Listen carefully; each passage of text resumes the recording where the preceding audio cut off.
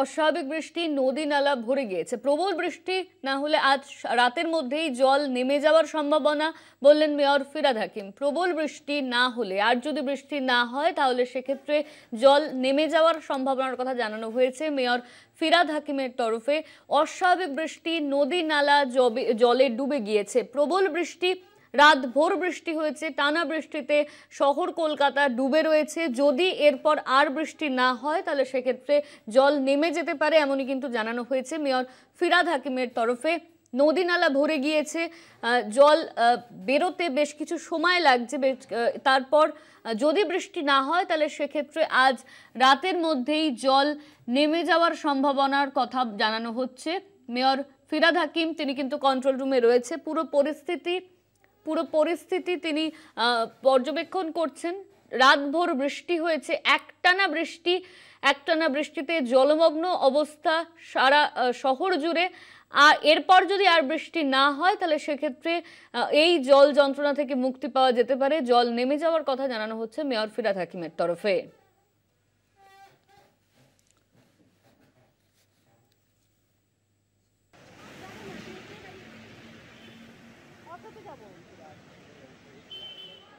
সেই জলটা আবার ব্ল্যাক ফ্লো হয়ে চলে আসছে, কারণ সব ভর্তি চারিদিকে, কলকাতার চারিদিকে নদী নালা যত আছে সব ভর্তি হয়ে রয়েছে। তো এই জলটা যতক্ষণ না ন্যাচারালি কমে যাবে, নদী নালার জলটা যতক্ষণ না সমুদ্রে গিয়ে পৌঁছবে, ততক্ষণ এই জলটা কমবে খুব আস্তে আস্তে। তাই আমরা সবাই প্রতীক্ষা করছি। আমাদের পুরো টিম সকাল থেকে লেগে আছে। আমার MMIC তারক সিং, আমাদের কমিশনার, আমাদের SOTID সবাই রাস্তায় রয়েছে। আমিও রাস্তায় ঘুরে এসে এই কন্ট্রোল রুমে এলাম। আমরা প্রাণপণ চেষ্টা করে যাচ্ছি, কিন্তু প্রকৃতির হাতে আমরা সবাই একেবারে অবশ। আমরা প্রকৃতির সাথে লড়াই করতে পারি না। এই অবস্থায় সাধারণভাবে যদি বৃষ্টি হয় কলকাতায় জল জমার কথা না, যেভাবে পলি পরিষ্কার হয়েছে, কিন্তু একটা অ্যাবনর্মাল বৃষ্টি হয়েছে।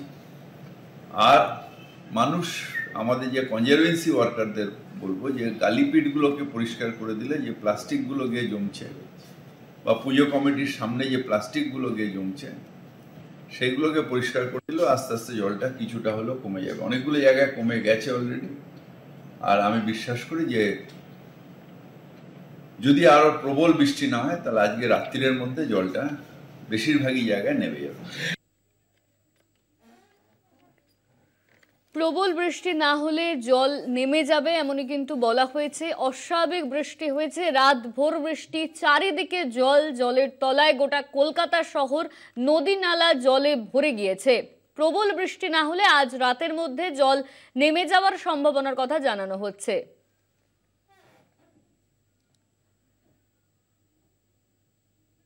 আমাদের সঙ্গে ফোন লাইনে রয়েছেন আমাদের প্রতিনিধি দুর্গা দাস বন্দ্যোপাধ্যায়। দুর্গা, অস্বাভাবিক বৃষ্টি, নদী নালা ভরে গিয়েছে, প্রবল বৃষ্টিতে শহর কলকাতা ডুবে রয়েছে। তবে মেয়র ফিরহাদ হাকিমের তরফে বলা হয়েছে যে যদি বৃষ্টি আর না হয় তাহলে জল নেমে যাওয়ার সম্ভাবনা।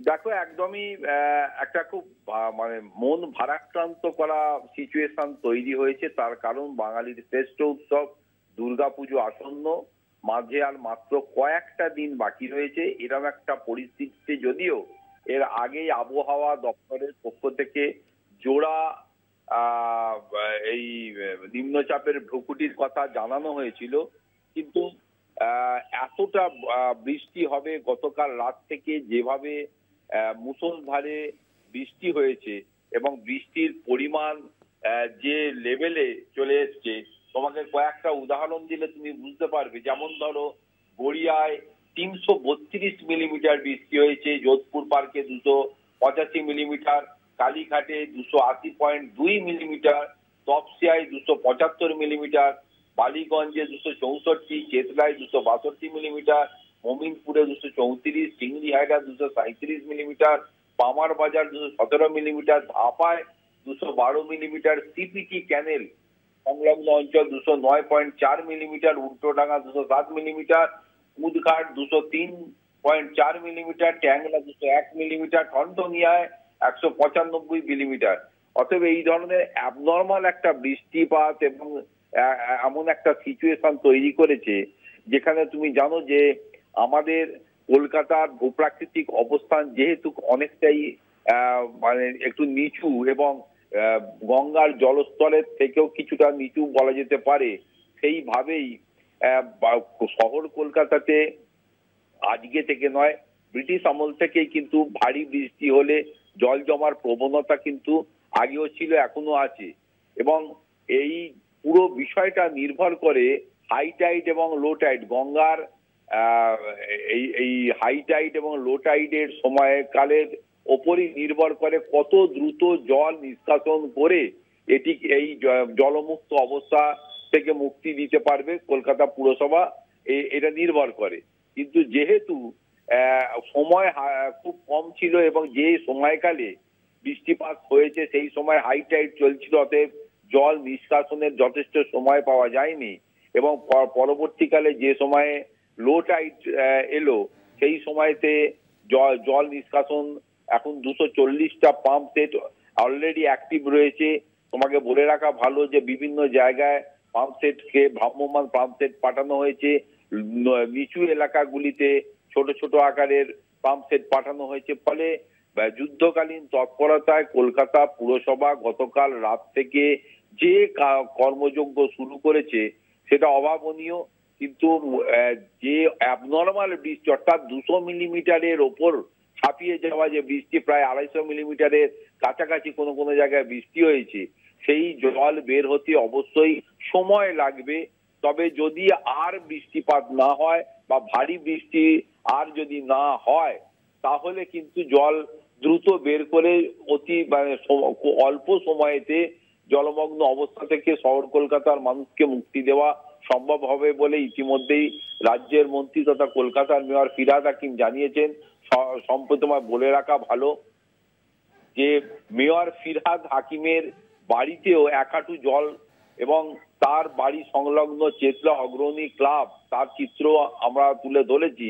সেখানেও দেখা যাচ্ছে যে এত টাকা খরচা করে যে চেতলা অগ্রণী ক্লাবের মণ্ডপ তৈরি হয়েছে, সেখানেও প্রায় 1 হাঁটুরও বেশি জল পুরো জলমগ্ন অবস্থা সৃষ্টি করেছে। শুধু চেতলা নয়, শহর কলকাতার একাধিক বড় বড় যে প্যান্ডেল, সেই প্যান্ডেলেও কিন্তু প্রায় 1 হাঁটু জল সেখানে জমে রয়েছে। ফলে সব মিলিয়ে দুর্গাপুজোর আগে এই যে নিম্নচাপের ভ্রুকুটি, তা যে বাংলার মানুষকে বিব্রত করছে এবং উৎসব প্রিয় বাঙালির মনে যথেষ্ট সংশয়ের সৃষ্টি করছে যে পুজোর দিনগুলিতে কি হবে, তারা আদৌ পুজোর উৎসবে কতটা সামিল হতে পারবেন, তাই নিয়ে কিন্তু চিন্তার ভাঁজ বাড়ছেই। তবে যাই হোক না কেন, কলকাতা পুরসভার পক্ষ থেকে কিন্তু বলে দেওয়া হয়েছে প্রত্যেকের ছুটি ক্যান্সেল, বিশেষ করে এই নিকাশি বিভাগ থেকে শুরু করে জরুরি বিভাগের, এবং তারা রাস্তায় থাকবে, জাগ্রত থাকবে এবং প্রতিদিন যাই প্রাকৃতিক দুর্যোগ আসুক না কেন তা মোকাবিলার জন্য কলকাতা পুরসভা অবশ্যই প্রস্তুত রয়েছে, প্রস্তুত থাকবে, এটা কিন্তু মেয়র স্পষ্ট করে বলে দিয়েছেন। যদিও এই ধরনের জোড়া ভ্রুকুটির জেরে, নিম্নচাপের ভ্রুকুটির জেরে যদি এই আবার অ্যাবনর্মাল বৃষ্টি বা অ্যাবনর্মাল সিচুয়েশন তৈরি হয়, তাতে হয়তো শহর কলকাতা ফের জলমগ্ন অবস্থার সৃষ্টি হতেই পারে। কিন্তু জল দ্রুত বের করে দেওয়ার জন্য যা যা পদ্ধতি, প্রক্রিয়া এবং যুদ্ধকালীন তৎপরতায় ব্যবস্থাটি গ্রহণ করার আছে, সেগুলো সমস্ত কিন্তু নেওয়া হয়েছে, নেওয়া থাকবে। ফলে সব মিলিয়ে কিন্তু এই অ্যাবনর্মাল পরিস্থিতি থেকে যত দ্রুত সম্ভব শহর কলকাতা এবং শহরতলির মানুষজন মুক্তি পায়, ততই মঙ্গল। ধন্যবাদ তোমায় দুর্গা। আমাদের সঙ্গে ফোন লাইনে ছিলেন আমাদের প্রতিনিধি দুর্গাদাস বন্দ্যোপাধ্যায়।